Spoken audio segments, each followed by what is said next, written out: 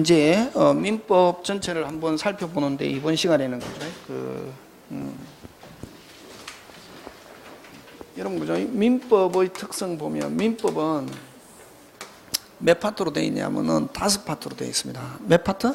5파트 그죠? 요 총칙, 물권, 채권, 친족, 상속.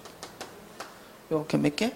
5개로 되어 있다. 그러니까 물권과 채권을 합쳐서 무슨 법? 재산법이라 그러고 친족과 상속법을 합쳐서 무슨 법? 가족법이다. 그래서 민법은 5부분으로 되어 있는데 다시 또 크게 나누면 몇 파트로 나온다? 3파트. 그래? 무슨 칙? 총칙. 그 다음 뭐? 재산법, 가족법. 이렇게 몇 파트? 3파트. 그럼 총칙은 뭐냐면은 민법 총칙은 민법 전체에 적용되는 규칙, 그제? 민법 전체에 적용되는 규칙. 그래서 우리 민법 총칙에 있는 내용은 여러분 뭐 의사표시, 대리, 무효 취소, 그다음 법률행위 보관 이런 것들은 민법 전체에 적용되는 규칙이다. 공통되는 규칙이다 이런 말이죠. 그래서 여러분 나중에 공부해 보면 어디가 더 어렵냐면은 총칙이 어렵습니다. 와. 공부할 때는 쉬운데 시험 문제 나오면 어디 어렵냐면 총칙이 어렵다. 와, 총칙. 계속 한번 해봅니다. 총칙, 칙, 규칙. 이다 보니까 가벌병으로 얼마든지 출제하는 사람이 바꿀 수 있다. 되겠습니까? 그래서 뭐 어디 부분이 문제는 어디가 어렵다 나중에 공부해보면 총칙. 왜? 규칙. 원칙이기 때문에. 얼마든지 바꿀 수 있다. 그런 거고. 자, 그 다음에 이제 재산법에는 물권과 채권이 있는데, 물권은 뭐 간단하게 이야기하면 뭐에 대한 권리? 물건에 대한 권리. 채권은 사람에 대한 권리. 그래서 물건은 사람과 뭐의 관계? 물건과의 관계고, 채권은 사람과의 관계다 말이에요. 그래서 재산법은 크게 2개로 나온다. 뭐에 대한 권리와 물건에 대한 권리와 뭐에 대한 권리? 사람. 그래서 채권이다 하면은 사람에게 행위를 청구하는 걸 채권이야. 돈 갚아줬습니다.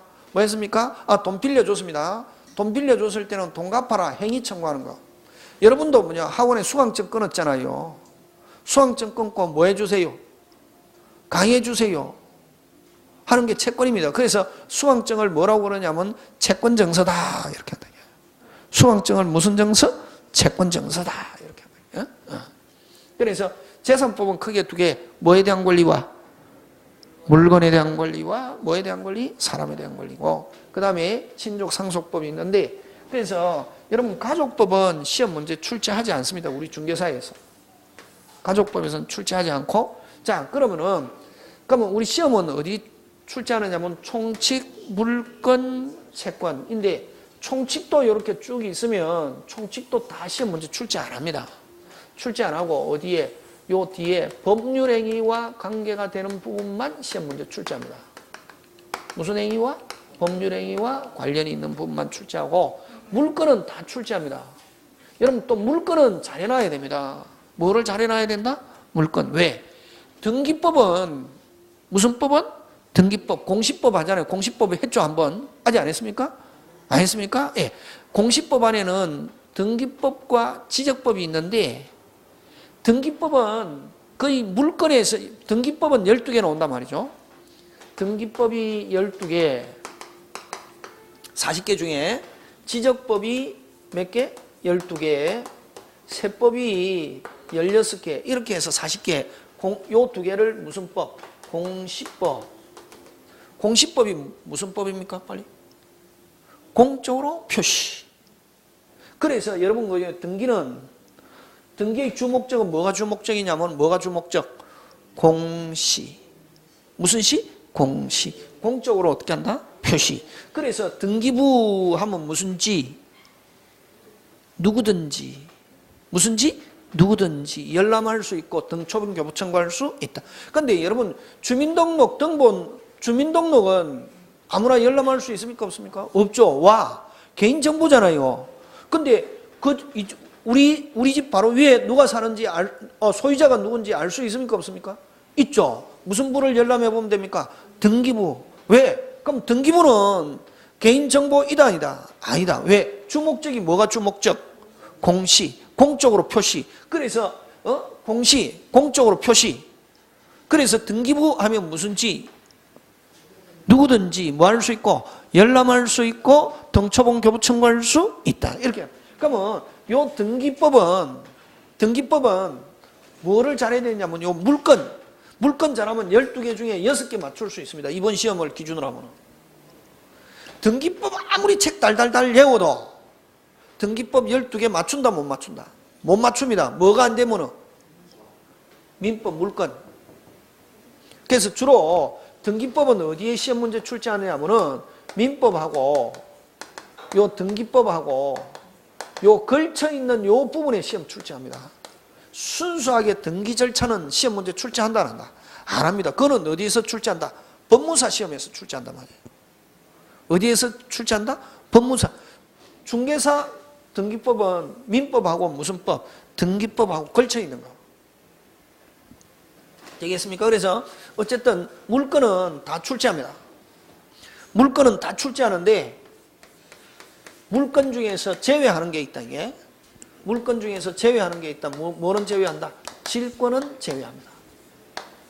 그럼 선생님 질권이 뭐야? 질권은 전당포를 이야기합니다. 대표적인 예. 무슨 포? 전당포. 예? 여러분 갑이 을에게 돈 빌려줬습니다. 100만 원. 갑은 무슨 자? 채권자. 을은 무슨 자? 채무자. 예? 그러면 여러분 채권이라는 것은 상대방이 행위를 청구한단 말이에요. 야, 100만 원 갚아라. 하니까 채무자가 어떻게 합니까? 없다. 좀 속되게 배째라 이렇게 한단 말이에요. 무슨 째라? 배째라 이렇게 한단 말이에요. 그 다음 또 뭐도 없다. 재산도 없단 말이에요. 채권 목적 달성한다 못한다? 못합니다. 그래서 채권이라는 것은 사람의 행위에 의존하는 관계, 이게 채권이다 말이에요. 채무자가 협조하지도 않고 뭐 하지도 않고 협조하지도 않고 채무라는 것은 의무, 이행해야 할 의무, 행위를 해야 할 의무, 자기가 돈 갚는 행위 하지 않고 뭐도 없다. 재산도 없다. 그걸 뭐라고 하냐면 무자력이다 이렇게 합니다. 무슨 자력? 무자력인 경우는 채권은 목적 달성한다 못한다? 못한다 말이지. 그래서 돈 좀 빌려주세요. 좋다 빌려줄게. 너 나중에 돈 못 갚으면 어떡해? 돈 갚지도 않고 너 재산도 없으면 어떡해? 우리 집 미리 잡아놓으세요. 부동산을 찜하는 거 이걸 저당권. 부동산을 뭐 하는 거? 찜. 뭐 하는 거? 찜. 뭐 하는 거? 찜. 어떻게? 표시, 등기 해놓는단 말이에요. 그럼 표시만 해놓고 뭐가 바뀌어도 소유자가 바뀌어도 관계없습니다. 채권은 오직 계약한 사람. 야, 돈 갚아라. 돈 없어요? 하면 표시해놓은 물건 뭐가 바뀌어도 소유자가 바뀌어도 실행할 수 있다. 해서 무슨 변제? 이걸 저당권이랍니다. 저당권은 뭐만 해놓는 거? 저당권은 뭐 해놓은 거? 찜. 표시만 해놓는다. 뭐로? 등기로. 그럼 그 다음부터 등기되어 있는 뭐가 바뀌어도 관계없다. 소유자가 바뀌어도 관계없다. 채권은 오직 계약한 사람. 돈 갚으세요? 돈 갚아라? 없어요? 하면 뭐가 바뀌어도 소유자 바뀌어도 실행할 수 있다. 이걸 추금력이다 이렇게 합니다. 무슨 력? 추금력. 자, 그러면 저당권은 찜 표시만 해놓기 때문에 뭐가 바뀌어도 소유자 바뀌어도 실행할 수 있다 없다? 있다. 이걸 무슨 력이 있다? 추금력이 있다. 이렇게 한단 말이에요. 무슨 력이 있다? 추금력이 있다. 그러나 자, 이렇게 부동산을 찜 표시해 놓은 걸 저당권이라고 그러고 돈 좀 빌려주세요. 좋다 빌려줄게. 돈 못 갚으면 어떻게? 물건 채권자에게 맡기고 시계, 카메라, 비디오, 목걸이, 반지, 팔찌, 캠코더, 노트북, 디카, 명품 가방 맡겨놓고 돈 빌리는 거 이걸 무슨 건? 질권이라는 거예요. 그럼 질권의 특징은 채권자가 목적물을 뭐하고 있다? 점유하고 있다. 예? 점유하고 있다. 돈 갚으면 물건 돌려주고 돈 안 갚아주면 돈을 갚지 않으면 채무를 이행하지 않으면 점유하는 그 물건을 팔아서 자기 거 먼저 챙긴단 말이죠. 그래서 자기 거 먼저 챙기는 거 이걸 물건을 찜해놓은 물건을 팔아서 자기 거 먼저 챙기는 거, 이걸 무슨 물건? 담보물건이다. 이런 얘기예요. 무슨 물건? 담보물건인데, 담보물건은 그럼 일반적으로 두 가지. 부동산을 찜하면 무슨 건? 저당권. 동산을 맡겨놓고 돈을 빌리면 무슨 건? 질권. 그러면 이제 거기서 이제 그런 거 특징, 저당권의 특징은 채권자가 목적물을 점유하지 않습니다. 채무자 수중에 그대로 두기 때문에 뭐만 해놓는다? 표시만 해놓는다. 등기. 그래서 저당권은 반드시 등기 등록할 수 있는 물건이라야 저당권의 대상으로 할 수 있고, 등기 등록할 수 없는 물건은 저당권의 대상으로 할 수 없다. 왜? 채권자가 목적물을 뭐하지 않기 때문에, 점유하지 않기 때문에. 그러나 질권은 채권자가 목적물을 뭐한다? 점유. 무슨 산에 한다? 동산. 그래서 시험 문제 출제하지 않습니다. 그래서 우리는 부동산 공인중개사이기 때문에 부동산과 관계되는 부분만 시험 문제 출제한다. 그래서 질권은 어디에만 뭐를 맡겨놓는다? 동산을. 무슨 산을? 동산을 누구한테 맡겨놓고? 채권자한테 맡겨놓고 돈을 빌리는 거, 이걸 무슨 건? 질권. 그래서 질권은 시험 문제 출제한다 안 한다? 안 한다. 어디에만 적용하기 때문에 그렇다? 동산. 무슨 산? 동산. 자, 그 다음에 채권은 채권 총론이 있고 채권 강론이 있단 말이지. 무슨 총론? 채권 총론과 채권 강론이 있는데, 채권 총론은 아예 시험 문제 출제하지 않습니다. 채권 강론 중에는 계약 일반 이론, 그러면 간단하게 계약 이론과, 자, 이거 중요합니다. 우리 민법에서 인정한 계약은 몇 가지가 있냐면 14가지가 있는데, 나중에 하겠지만 이걸 전형계약이다 이렇게 합니다. 무슨 계약? 전형계약. 됐습니까? 예, 필기할 필요 없습니다. 딱 들어가면 있다 이게. 전형계약 몇 개? 14개가 있는데, 요 14개 중에 몇 개? 14개 중에 몇 개? 3개가 시험 문제 출제합니다. 우리 중개사에서. 매매, 교환, 임대차. 자, 또 요 몇 개만 시험 문제 출제한다? 3개. 자, 시험에 들게 합니다. 여러분 그죠? 저는 교회도 안 다니고 절에도 안 다니는데, 됐습니까? 예수님이 가르쳐준 가장 기본적인 기도문, 그걸 무슨 도문?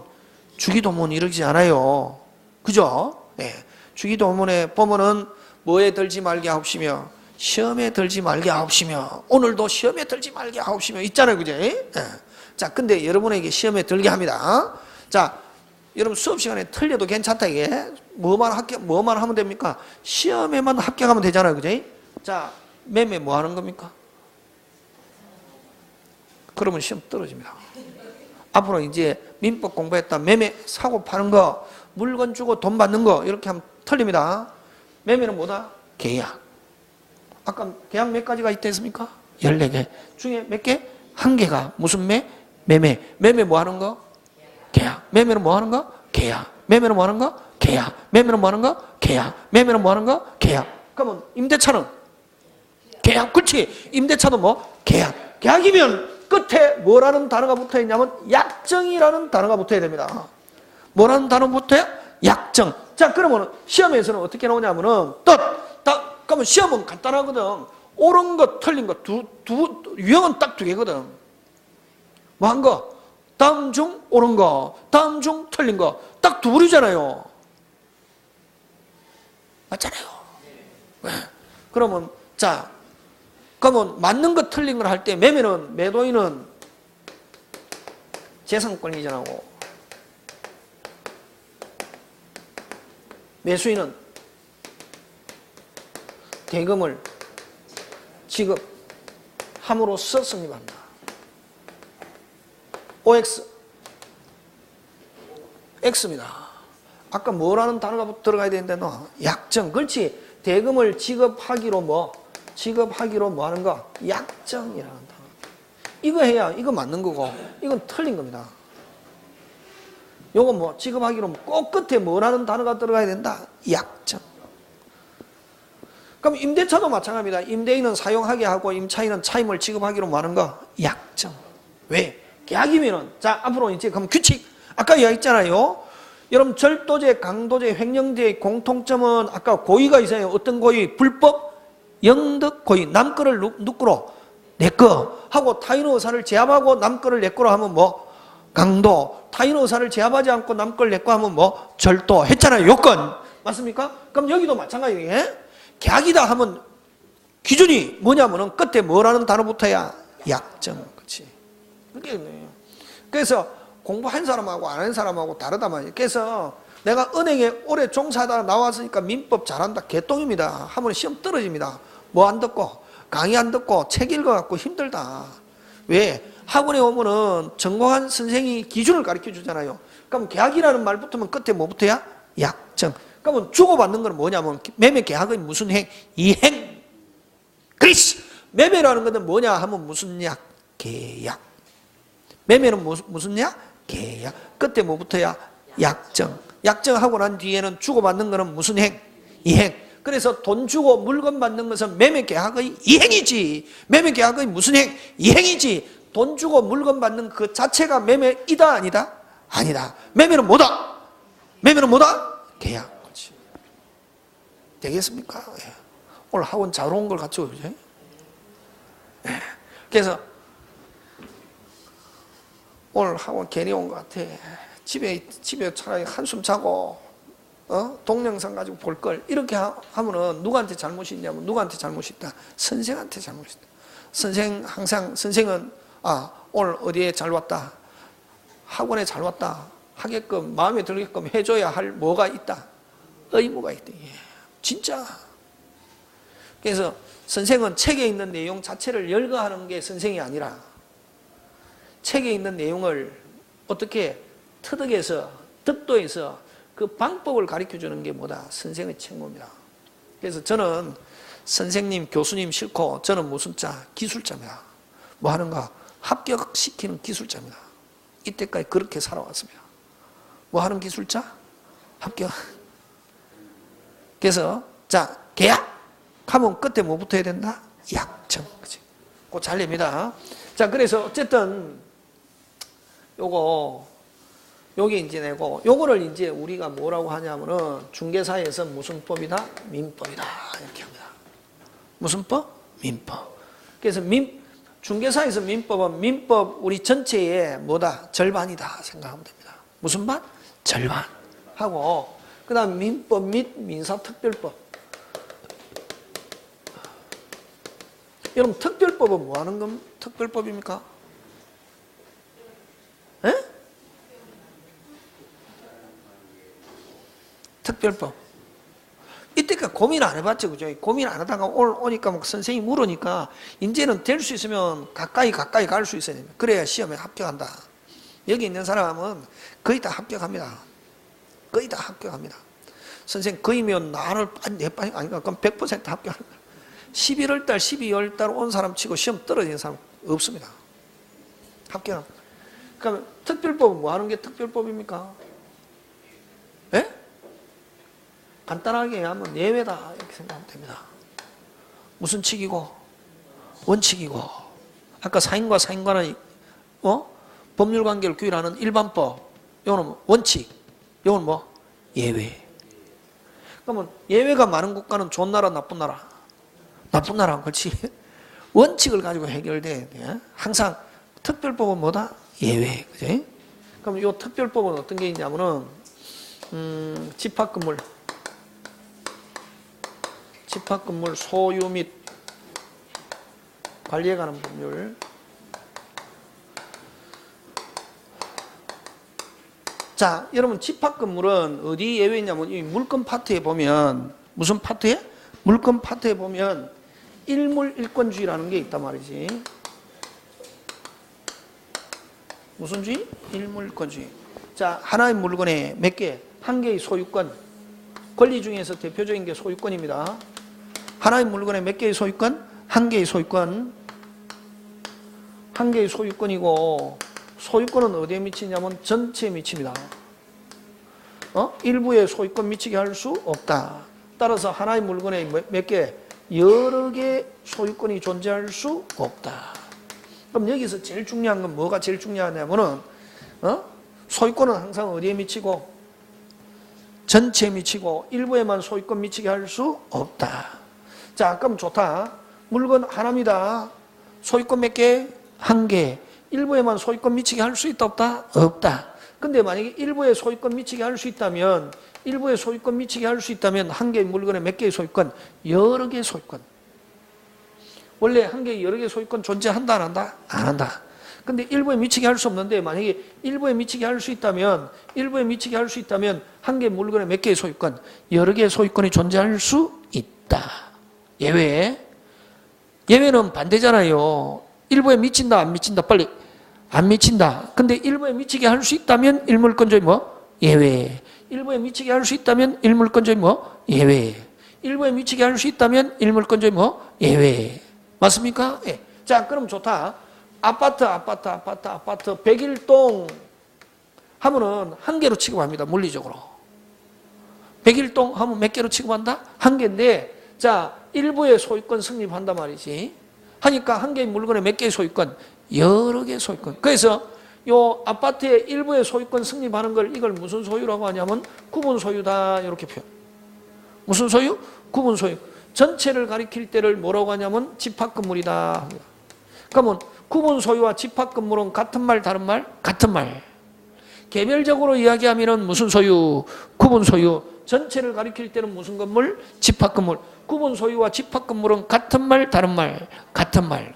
그러면 이런 집합 건물은 한 개의 물건에 여러 개의 소유권이 성립하잖아요. 그지? 그래서 이런 집합 건물은 소유에 대한 권리와 그 다음에 한 개의 물건에 여러 사람이 사용하니까 집단적으로 사용하니까 뭐가 필요하다? 빨리 관리. 그렇지. 그래서 소유관계와 관리관계 이걸 가지고 낸단 말이에요. 요거 일물권조 예외. 그 다음에 두 번째, 그 다음에 가등기, 담보 등에 관한 법률.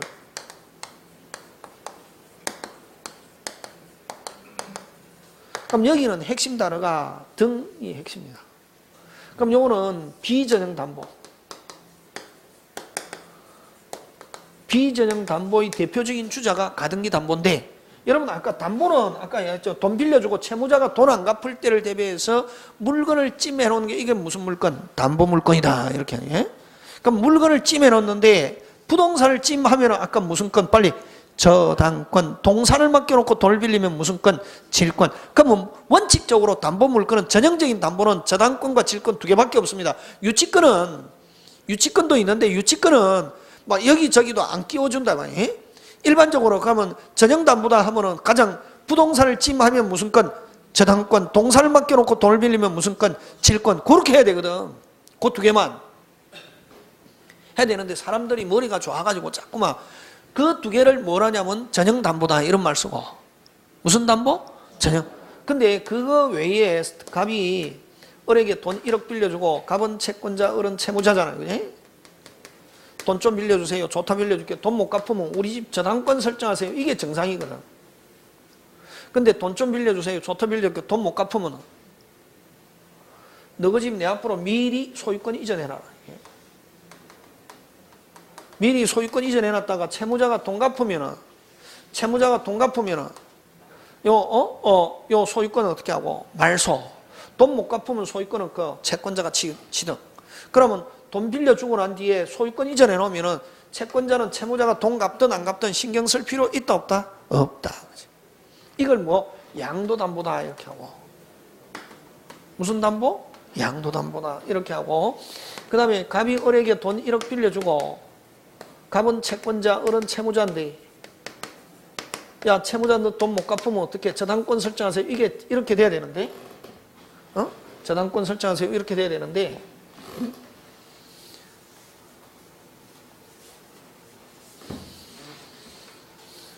그러지 말고 내 돈 빌려줄 테니까 너희 집 내 앞으로 소유권 이전에 대한 뭐 해놔라? 가등기 해놔라.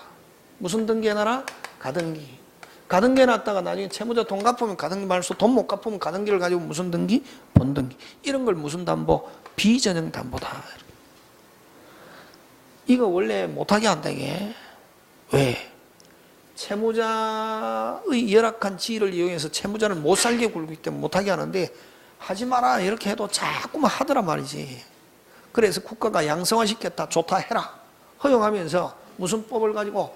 특별법을 가지고 누구를 보호? 채무자를 보호한다. 그래서 이 비전형 담보 비전형 담보를 규율하는 거.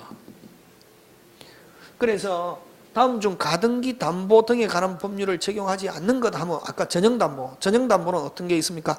저당권, 질권은 무슨 법을 적용한다? 민법을 적용한다. 전형담보. 그래서 전형담보는 무슨 법을 적용하고? 민법. 비전형담보는 무슨 법을 적용한다? 가담. 이걸 줄여서 가담법이다 이렇게 한다. 예. 무슨 법? 가담법. 되겠습니까? 예, 그거 하고 그 다음에 세 번째 부동산 실권리자 명의 등기에 관한 법률.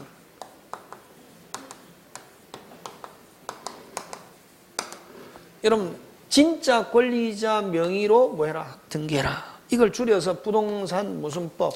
실명법이다 이렇게 합니다. 부동산 무슨 법? 실명법. 그럼 부동산 실명법에서는 무슨 신탁을 금지하냐면 명의 신탁을 금지합니다. 무슨 신탁을 금지한다? 명의 신탁. 그럼 여러분 갑의 집인데 갑이 가지고 있으면 세금이 나오거나 갑이 가지고 있으면 여러 가지 법률적으로 제한을 받는다 했을 때 갑건데 명의만 누가 앞으로? 을 앞으로 등기해 놓는 거. 이걸 무슨 신탁? 명의 신탁이다. 맡겨 놓는다 이게. 요 맡겨 놓는 사람을 뭐 명의 무슨 자? 신탁자라 그러고 맡아서 관리하는 사람을 명의 무슨 자? 수탁자다 이렇게. 그럼 자, 요렇게 명의 신탁을 해 놨단 말이지. 오늘 한걸 가지고 한번 봅시다. 그죠? 자, 명의 신탁 약정은 무효. 갑과 을이 야, 내 건데 내가 가지고 있으면 뭐 세금이 많이 나오거나 안 가면 내가 가지고 있으면 여러 가지 어떤 법률적 제한을 받으니까 너 앞으로 이전해 놓자. 무슨 K? 오케이. 그러니까 명의 신탁 약정은 무효. 명의 신탁 등기도 유효 무효? 무효. 누가 소유자? 등기해 놨습니다. 누가 소유자? 빨리 신탁자 소유자. 왜? 약정도 무효, 등기도 뭐? 무효. 약정한 적 있다 없다? 없다. 등기한 적 있다 없다? 없다. 여전히 누가 소유자? 갑. 그럼 신탁자는 말소에서 찾아올 수 있다 없다? 있다. 찾아오는데 만약에 찾아오는데 그러면 을이 만약에 갑이 소유자지만 찾아올 수 있지만 근데 갑이 찾아오기 전에 을이 병에게 처분해 버렸습니다. 이럴 때 이 병을 제3자라는 말 씁니다. 제3자는 선악불문하고 유효. 을 건 줄 알고 샀다. 이걸 선의의 제3자. 무효인 줄 알고 샀다. 악의 제3자인데 선악불문하고 유효다 말이지. 그럼 제3자에 가버렸을 때 누가 소유권 취득한다? 병. 무효지만 자, 약정도 무효, 등기도 무효. 누가 소유자? 빨리 갑과 을 사이에서 누가 소유자? 빨리 갑. 신탁자가 소유자, 권리자잖아요. 그지? 근데 그럼 을은 권리자, 무권리자? 무권리자잖아요. 그래서 명의 신탁자가 권리자잖아요. 이게. 명의 신탁자가 권리자인데 자, 그러면 수탁자는 권리자, 무권리자? 무권리자. 뭐 돼 있어도 등기돼 있어도. 근데 수탁자가 제3자에 처분해버렸다. 제3자는 선악불문하고 뭐? 유효. 논리적으로 말이 됩니까? 안 됩니까? 안 되죠. 누가 소유자인데 빨리 갑.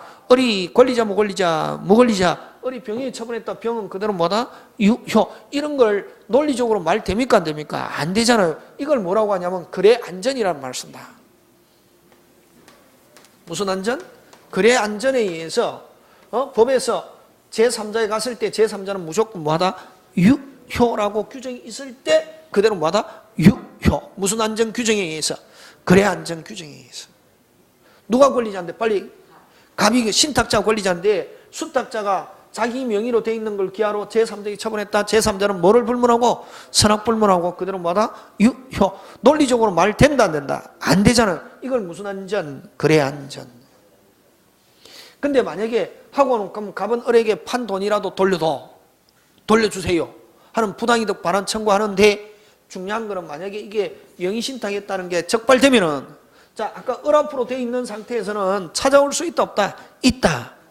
소송에서 찾아올 수 있다 없다? 있다. 오는데 이제 뭐 벌과금도 물고 과징금도 물고 심지어는 뭐까지 붙는다? 별.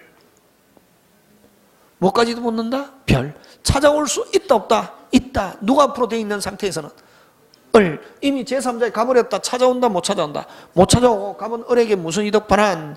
부당이득 반환. 판돈만 주세요. 할 수 있다 없다? 있다. 중요한 거는 그렇게 할 수 있는데 그럼 명의신탁했다는 걸 밝히면서 찾아오거나 안 가면 처분했을 때 부당이득 찾아오는데 중요한 거는 무슨 금 물고 벌과금 물고 과징금 물고 심지어는 뭐까지 붙는다? 별. 이게 어쨌든 무슨 신탁 못하게 한다? 명의신탁 못하게 하다가 만약에 적발됐다. 찾아온다 못 찾아온다? 찾아온다. 찾아오는데 뭐 붙는다? 별. 못하게 한다 말이에요. 근데 만약에 많이 합니다. 여러분 만약에 중개사 하잖아요. 중개사 시험에 합격해가지고 수수료 받아가지고는 그냥 밥 먹고 이런 것만 하고 돈은 뭐해서 푸느냐면은 근데 1년, 2년 하면 돈 못 벌고 한 5년이나 10년 하잖아요. 하다 보면 어떤 물건이 나오는 경우 있다. 싼 물건이 나오는 경우가 있대. 그걸 찍는다 그런다.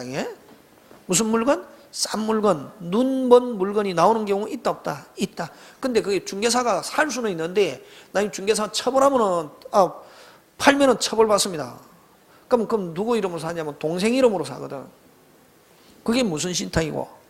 명의신탁이지.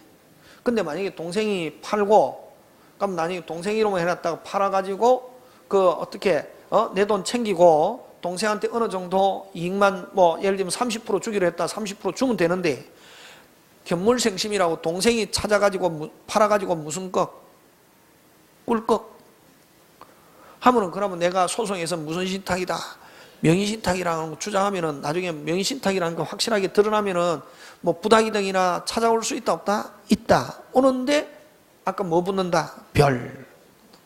근데 만약에 동생이 그냥 사이좋게 해가지고 돈 주고 해가 밝혀지지 않으면 자기들끼리 분쟁이 생기지 않으면 이거 실명법 필요 있다 없다? 없다. 많이 한다. 예?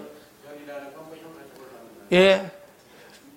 과징금 물고 벌과금도 물고 심지어는 뭐까지 붙는다? 별. 그렇죠. 정가. 3년 이하의 징역 또는 1억 원 이하의 벌금.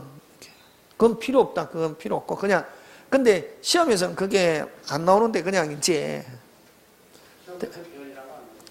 별이라고 안 나오고 벌과금, 과징금 이런 거는 뭐 한다? 부과한다. 예? 되겠습니까? 예. 예. 우리 같은 경우에 이제 우리 병으로 팔았잖아요. 예. 그러면 그게 굉장히 궁금한 거예요. 지금 부당이득 반환이라고 말씀하셨는데 예. 말씀하시기 전에는 저걸 어떻게 해야 되지? 이런 거. 어. 그리고 아까 담보하는 거 있잖아요. 예. 그래서 가등기 말씀하실 때도 그러면 소유자가 바뀌었는데도 그걸 유지할 수 있으면 그 소유자 다시 상환하면 어떻게 하지? 이런 게 그거는 이제 그런 거 그러니까 지금 11월 달, 12월 달 있잖아요. 다 하려고 하면 안 되고 그냥 이런 게 있다 하는 것만 알고 요거 할 때 이제 구체적으로 이제 어느 정도 뭐가 흘러가면은 시간이 흘러가면 이게 그런 거구나 이렇게 또 합니다. 그러니까 11월 달, 12월 달은 뭐만 기억하자. 제목. 이거 집합건물 소유 및 관리에 관한 법률은 여기서 핵심 단어는 무슨 건물? 집합건물. 그럼 전체를 가리킬 때는 무슨 건물? 집합건물. 그러면 건물 일부의 소유권 인정하는 거, 집합건물에서 건물 일부의 소유권 인정하는 걸 이걸 무슨 소유라는 말을 쓴다?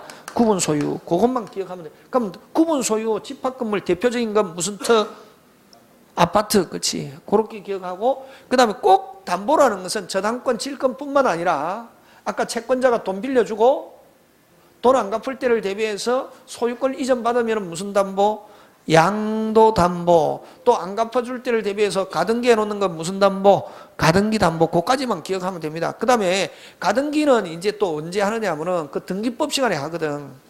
등기법 시간에 이제 가등기를 알고 요거 들으면 편한데 지금 난 가등기도 잘 모르고 가등기가 중요하다는 걸 아는데 그럼 등기법에서 가등기는 꼭 시험 문제 출제합니다.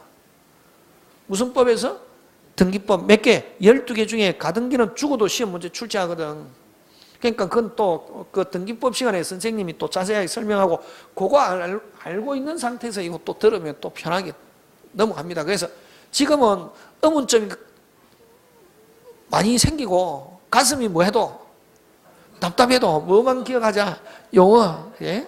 그런 것만 기억하면 나중에 또 시간이 흘러가야 해결이 됩니다. 처음부터 11월, 12월에 다 시원하게 다 되는 건 없다. 나중에 그죠? 그런 거 이야기합시다. 됐습니까? 네. 자, 어쨌든 요거는 무슨 신탁? 명의신탁. 그래서 실명법에서는 무슨 신탁을 규율하고 있다? 명의신탁을 규율하고 있다 하는 것만 기억하세요. 예? 무슨 신탁? 명의신탁. 어쨌든 이거 명의신탁 하면은 법에서 명의신탁 하게 한다, 못하게 한다? 못하게 한다 하는 것만 기억하면 된다. 예? 자, 그 다음에 남편 이름으로 하는 것도 무슨 신탁이다? 명의신탁입니다. 우리나라는 부부 별산제입니다. 됐습니까? 남편 걸 마누라 이름으로 해, 남편이 돈 벌어갖고 마누라 이름으로 사면 그것도 무슨 신탁? 명의신탁인데, 근데 그거는 예외, 특례로 하더라도 그거는 뭐 별 붙는다, 안 붙는다? 안 붙는다. 지금 무슨 말인지 알겠습니까? 네. 그것도 예외가 있거든. 그러니까, 어쨌든 남편이 돈을 벌어서 누구 이름으로 샀다? 마누라 이름으로 산 것도 무슨 신탁이다? 명의신탁이다. 근데 그게 탈법 목적이 없으면 그대로 뭐하다? 유효. 이렇게 또 이야기한다. 예? 그래서 어쨌든 요 실명법에서는 무슨 신탁을 금지하고 있다? 명의신탁을 금지하고 있다. 그렇게만 기억하고, 자, 네 번째, 뭐, 이제 여러분이 잘 가는 주택임대차 보호법. 그 다음에 다섯 번째, 상가건물 임대차 보호법. 요렇게 있단 말이. 그러면 여러분, 요 주택임대차, 상가건물임대차 보호법은 오리지널입니까? 예외입니까?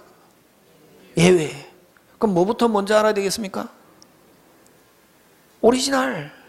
오리지널은 요거. 아까 민법, 채권편에 있는 무슨 차? 임대차. 요거는 뭐다? 예외. 그치? 그래서 무조건 요 주택 갖다 들이대면 안 된다, 앞으로. 그러면 시험에서 임대차 어쩌고저쩌고 하면 무슨 지랄? 오리지널 가지고 답해야 됩니다. 그럼 어떨 때만 주택임대차 보호법 적용하냐면은 문장 안에 주라는 단어가 들어있어야 됩니다. 뭐라는 단어? 주주주주 주택 주거용 임대차 어쩌고저쩌고 주주주주라는 단어가 들어있을 때 무슨 임대차 보호법 적용하고 주택임대차 보호법 적용하고 주주주주주주라는 말이 안 들어있을 때는 주택임대차 보호법 적용하면 된다 안 된다? 안 되고 무슨 임대차? 임대차. 이걸 민법상 임대차다 이렇게 표현합니다. 됐습니까? 요거는 뭐 상가 건물, 상가, 임대차 이런 단어가 들었을 때만 적용하는 것이지 요거 한 번에 적용하면 된다 안 된다? 안 되고 여기 있는 다시 말해서 주택임대차와 상가 건물 임대차는 오리지널이다 예외다. 예외. 무슨 트라? 엑스트라. 여러분 그죠? 영화에서도 엑스트라가 한 번에 앞에 와서 얼쩡거리면 무슨 사발 난다? 쭉 사발 납니다. 뭐 할 때 구석에 있다가 엑스트라 나와라 할 때 잠깐 나왔다가 들어가는 거잖아요. 이것도 무슨 트라다? 엑스트라다. 이게 주연은 어느 게 주연이다? 무슨 차 임대차가? 민법상 임대차가. 이 주택과 상가는 오리지널이다? 예외다? 예외. 되겠습니까? 요렇게 해서 우리가 민법 및 민사특별법인데 요렇게 해서 몇 문제 40문제 몇 점? 100점인데 몇 점 이상 맞으면 됩니까? 60점. 40점 이상 60점, 40점 없이 60점 맞으면 두 개 합쳐서 학개론하고 민법하고 두 개 합쳐서 얼마? 120점이 되는데 어느 한 개라도 40점이 있으면 안 됩니다. 40점을 과락이라는 말 씁니다. 그럼 예를 들면 민법 80점 맞고 학개론 40점 맞아도 축합격. 그럼 민법 학개론 35점 맞고 민법 90점 맞아도 뭐 120점 넘어도 무슨 합격? 불합격. 몇 점 넘어도? 120점 넘어도 어느 한 개가 무슨 점이 있으면 안 된다? 40점이 있으면 안 된다 이게. 되겠습니까? 그래서 40점 없이 40점 이하 맞은 거 없이 두 개 합쳐서 몇 점?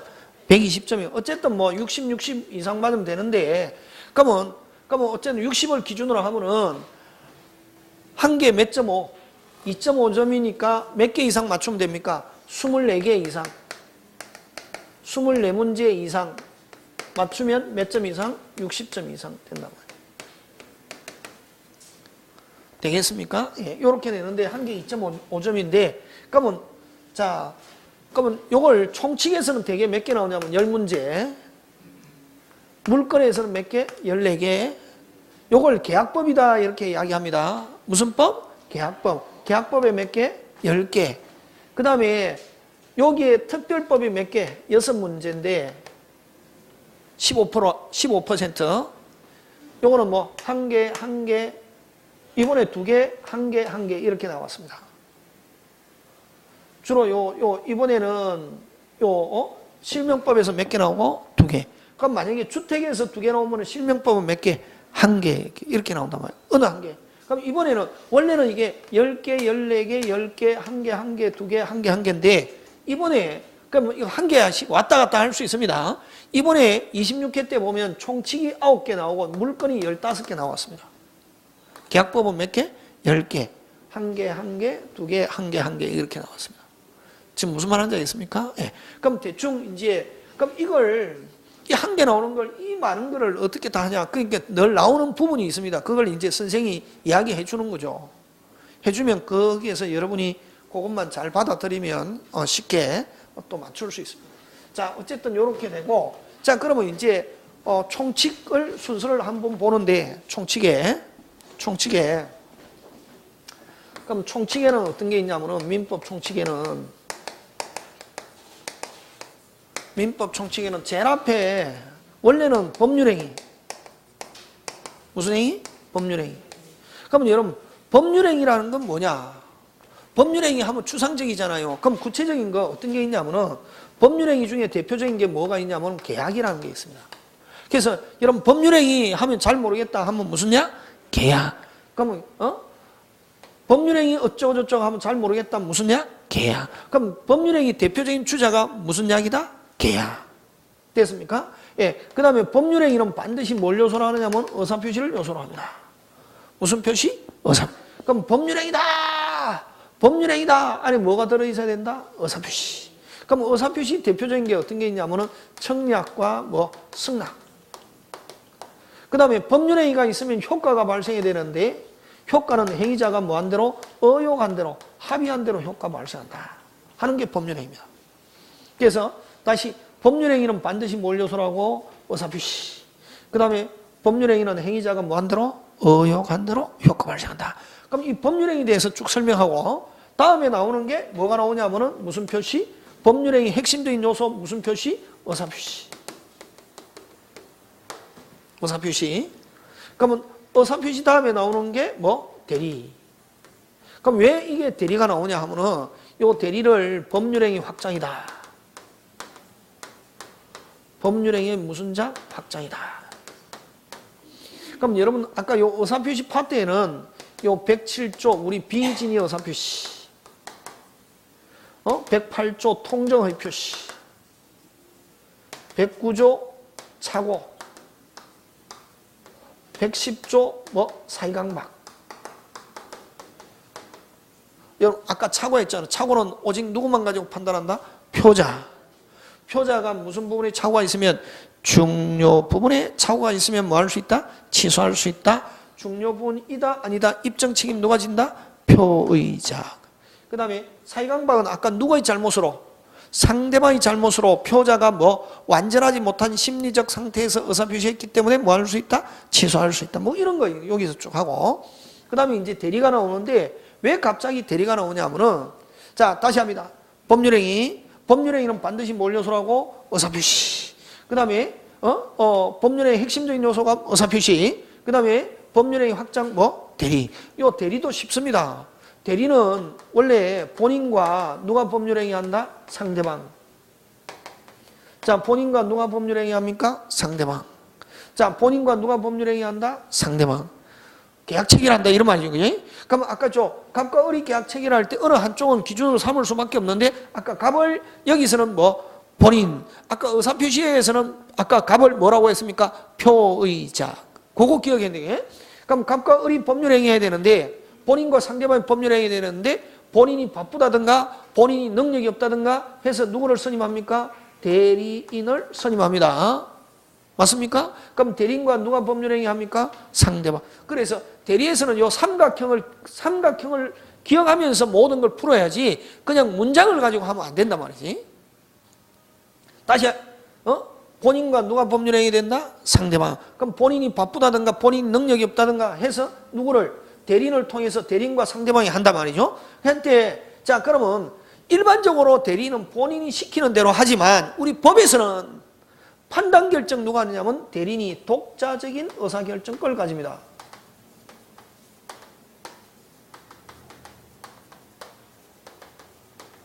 판단 결정 누가 한다? 대리인. 하지만 요 대리인이 상대방하고 할 때 누가 이름으로 하느냐면은 본인의 이름으로 법률행위를 하고 누가 이름으로? 본인의 이름으로 법률행위를 하고 법률효과도 누구?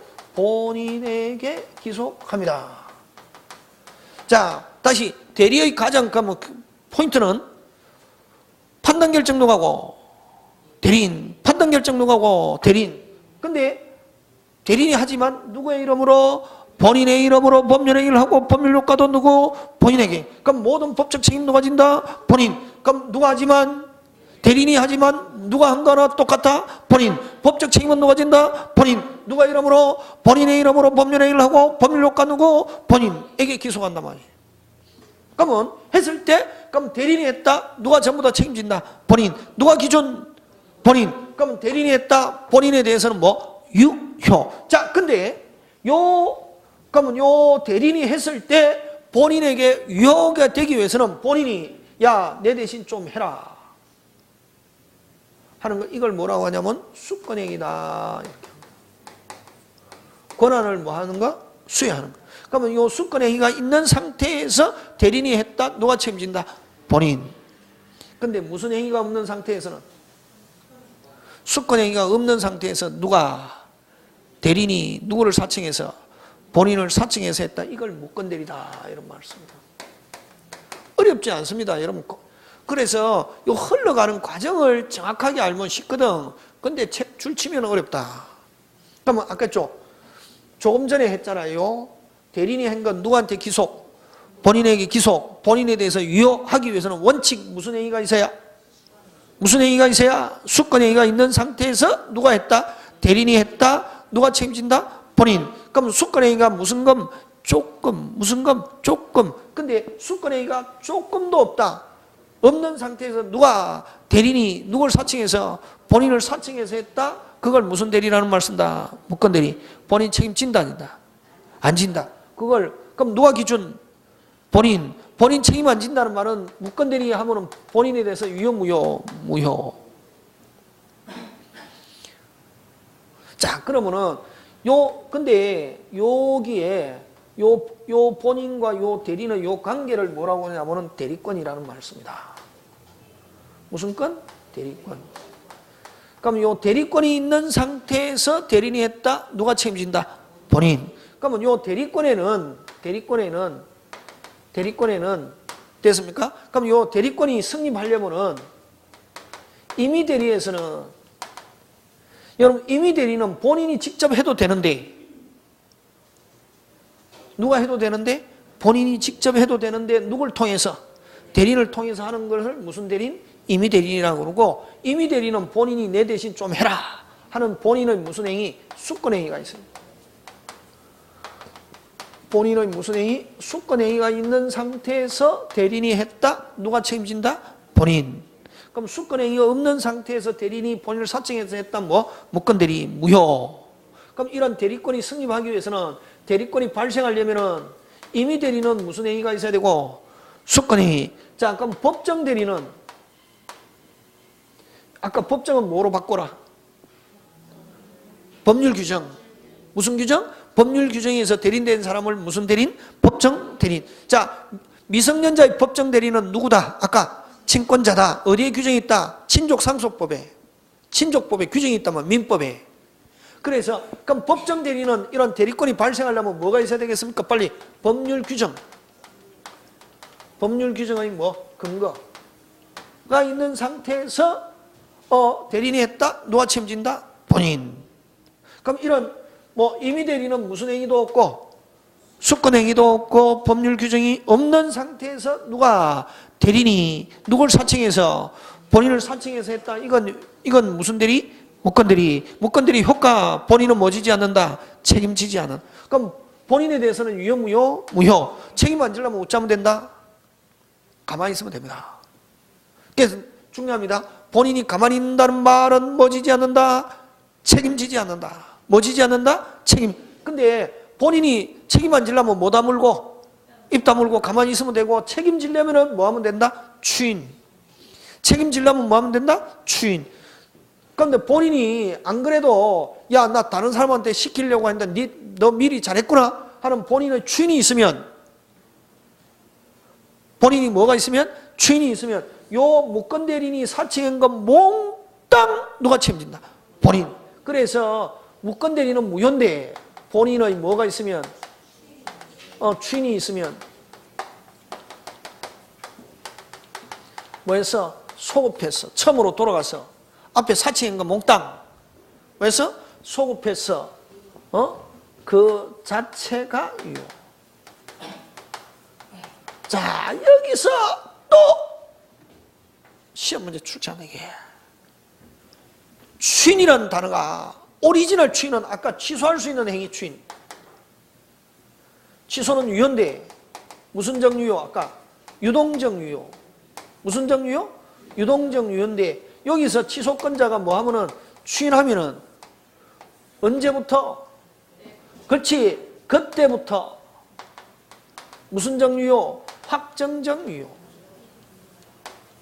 요거를 그때부터 이걸 비소급효.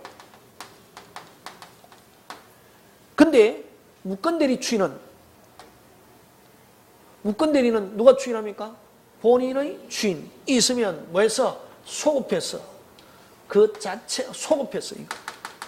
그래서 추인이라는 단어가 어디에서 쓰여지느냐에 따라서 의미가 같다 다르다? 다르다. 그럼 자 여기서 그럼 추인은 두 가지가 있네. 지금 두 가지 했다 오늘. 취소에서 추인과 무권대리에서 추인은 뜻이 같다 다르다? 다르다. 취소할 수 있는 추인은 무슨 정유효를? 유동적 유효를 언제부터? 그때부터 무슨 정유효? 확정적 유효. 무슨 효? 비소급효. 그러나 무슨 대리 추인은 무권대리 본인의 추인은 무권대리에서 본인이 뭐는 추인은 뭐해서? 소급해서 처음으로 돌아가서 처음부터 그 자체를 누가 책임진다? 본인. 엄청나게 어려운 겁니다. 어려운 건데 이게 설명 들으면 쉽다. 뭐 하는 거 하고 그 다음에 뭐 해야지? 기억해야지. 하고 이제 또 문제도 풀고 하면 된다 이게. 대리는 어떤 사람 대리 어렵다 하거든. 그래서 여러분 총칙에서는 의사표시와 대리가 핵심이거든. 의사표시와 대리가 핵심인데 금방 했죠. 대리는 쉽다. 요 삼각형 가지고 딱 뜯어서 이해하면. 근데 그걸 한꺼번에 왕창 하려고 하면 안 되고 일단 돌아가는 무슨 템부터 파악해야 된다? 시스템. 그래서 저는 항상 천일생 민법은 무슨 템 민법이다? 시스템 민법. 그래서 무조건 줄쳐서 되는 게 아니고 돌아가는 무슨 템 돼야 된다? 시스템. 그 다음에 다시 아까 저 대리권, 그럼 이렇게 대리권이 발생하려면 임의 대리는 무슨 행위가 있어야 되고? 수권행위. 법정 대리는 뭐? 법률 규정의 근거. 그러면 대리권 소멸은 어떻게 하면 소멸합니까? 대리권 소멸은 수권행위, 철회, 그만해. 누가?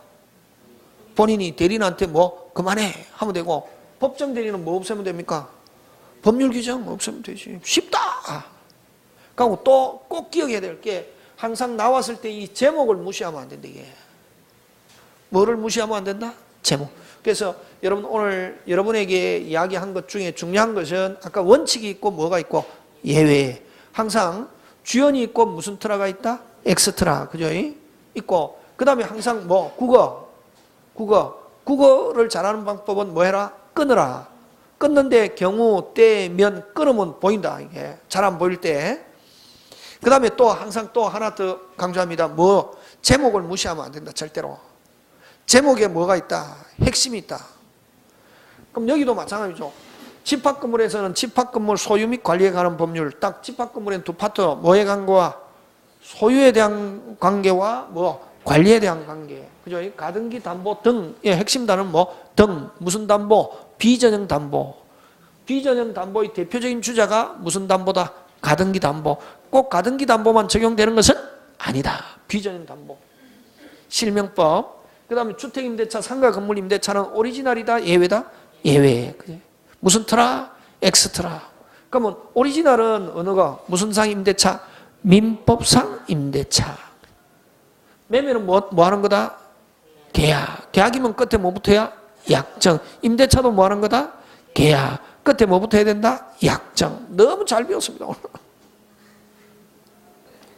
그죠? 자, 그 다음에 이 대리 다음에 나오는 게 뭐냐면은, 대리 다음에 나오는 게, 그 다음에 또 아까 저 취소해서 추인과 무건 대리에서 추인은 같다? 다르다? 다르다. 아까 취소해서 추인은 언제부터? 그때부터 무슨 정 유효? 확정정 유효. 그 다음 무건 대리 추인은 뭐해서? 소급해서 뭐 그 자체가 유효. 누가 책임진다? 본인. 그죠? 이렇게 합니다. 있고. 자, 그럼 다시 합니다. 총칭에는 법률행위는 반드시 뭘 요소라고? 의사표시. 그 다음 앞에 전부 다 법률행위 붙었다. 법률행위 확장, 대리. 왜 확장이라고 하냐면은 원칙적으로 본인과 상대방이 법률행위 해야 된다면 일면적인 법률관계인데 이런 대리인이 선임되면 일면적인 법률관계가 몇 면적 법률관계로 발전한다? 3면. 그래서 대리를 법률행위 뭐? 확장. 무슨 장? 확장. 이렇게 하고 그 다음에 네 번째 무효취소. 무효취소는 법률행위 일반 용어다.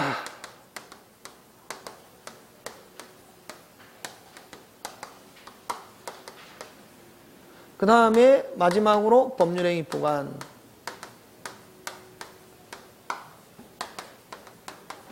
이 보관에는 어떤 게 있냐면 조건과 뭐가 있습니까? 기한이 있습니다. 조건과 뭐가 있다? 기한. 그럼 두 개가 있다. 항상 앞으로 절대적, 상대적 이렇게 나오면 항상 절대적 뭐뭐뭐, 상대적 뭐뭐뭐 나오면 항상 뭐 그 자체를 외우면 안 되고 뭐가 있다?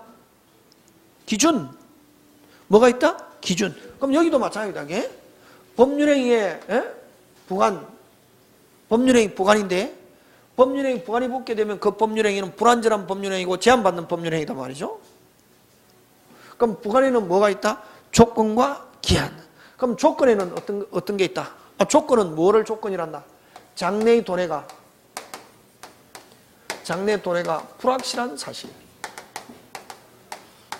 불확실한 사실에 의존하는 걸 무슨 건? 조건.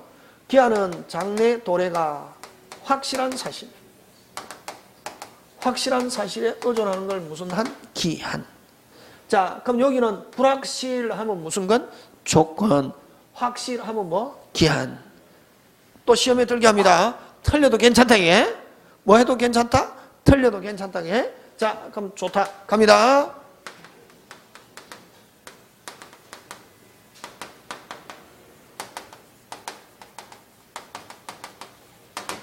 자, 조건기한. 조건기한. 조건기한.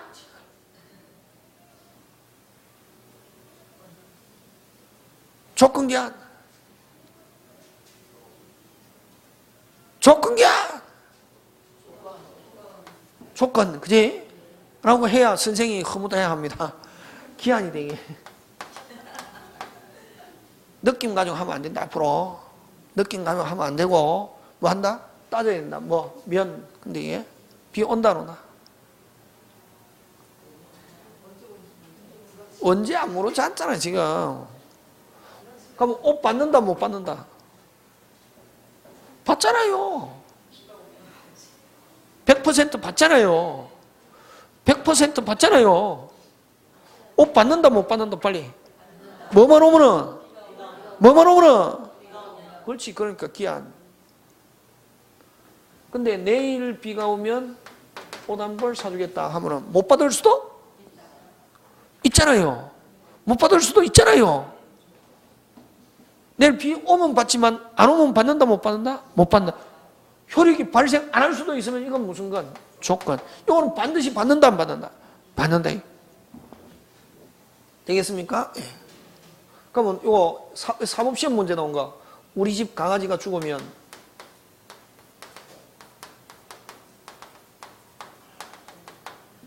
이 집 너에게 주겠다. 조건 기한. 기한이 죽잖아요. 죽잖아요. 그죠? 그 다음에 3년 안에 우리 집 강아지가 죽으면 이게 사법시험 문제 나온 거란 말이에요. 이 집 내게 주겠다. 조건 기한. 그렇지. 죽을 수도 있고. 그렇죠. 그렇게 하는 겁니다. 사법시험이든 중개사민법이든 내용은 똑같다. 하는데 이제 사법시험은 막 그걸 국어로 말로 보이지 않게 밑에 깊숙이 파묻어 놓고 중개사는 위에 흙으로 무슨 짝 살짝 덮어놨는데 그걸 느낌으로 하면 무슨 사발 난다? 죽사발 나. 뭐 해라? 논리적으로 아까 있죠. 합리적 사고와 논리적 전개 이게 돼야 된단 말이지. 따져야 된다.